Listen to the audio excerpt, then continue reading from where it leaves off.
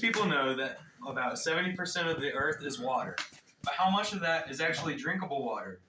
With the World's Water Demo provided by the 4-H Water Ambassadors Resources, I can show you how much of the water in the world is actually drinkable.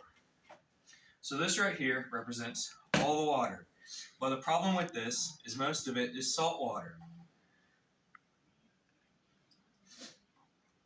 So this cup here is all the fresh water in the world.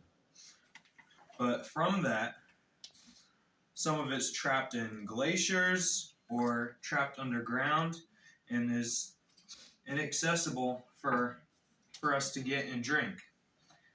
And then from all that water, about that much is unpolluted, clean water that we're able to easily get and drink. So I think it's extremely important to save water and keep it clean, because I personally like wildlife, and it's good to think of them so that they're living in a better habitat, and we all drink water, so it's pretty important in that sense as well. So it is really easy to get started on saving water and keeping water unpolluted. And to show what each little thing that we can do in our lives to keep water from being super polluted, I'm going to tell you a story about Freddy the fish. Now, Freddy was living in his creek, and right now it's all clean, clear water, and he's happy. And then upstream from his pond, there's construction going on, and they're doing the wrong practices to keep the sediment out of the water, and it's all eroding down. And that is one of the biggest causes of pollution, is actually erosion, messing up the habitat for all the wildlife.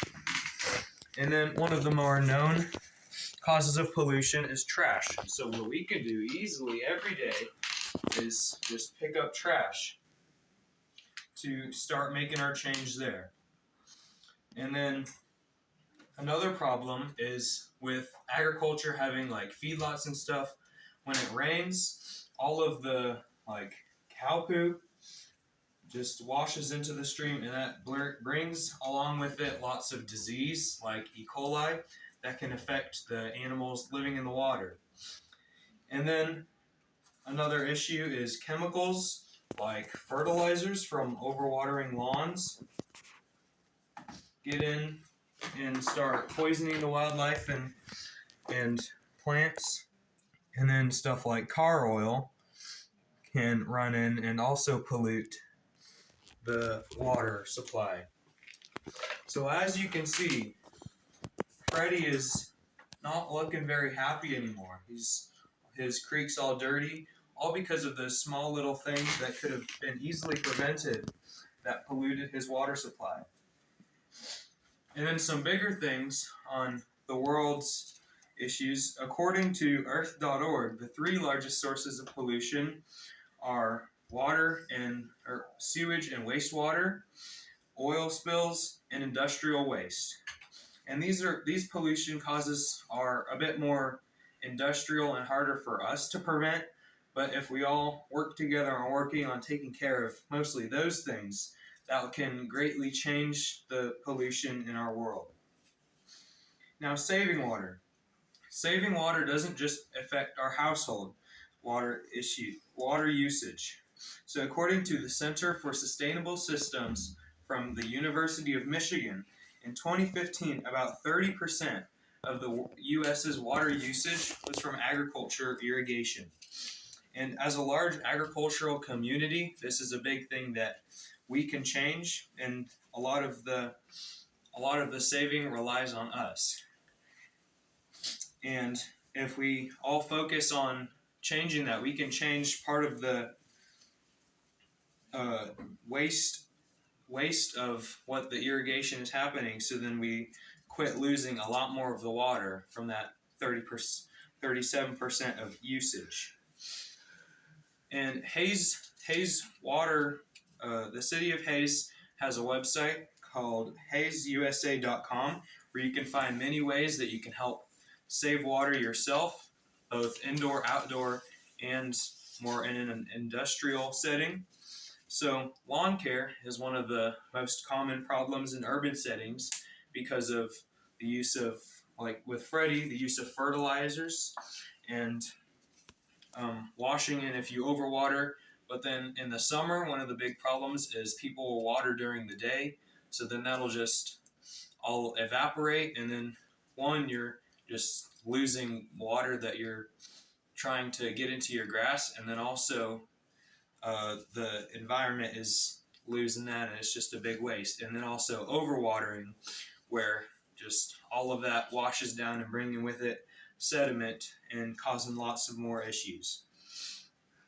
And in the bathroom and kitchen are probably the most water used rooms in the house.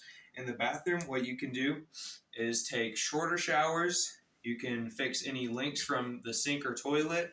And the City of Hayes Water Department provides like tablets that you can put into your toilet and see if it's leaking. It'll like change colors and you can see if anything's coming out.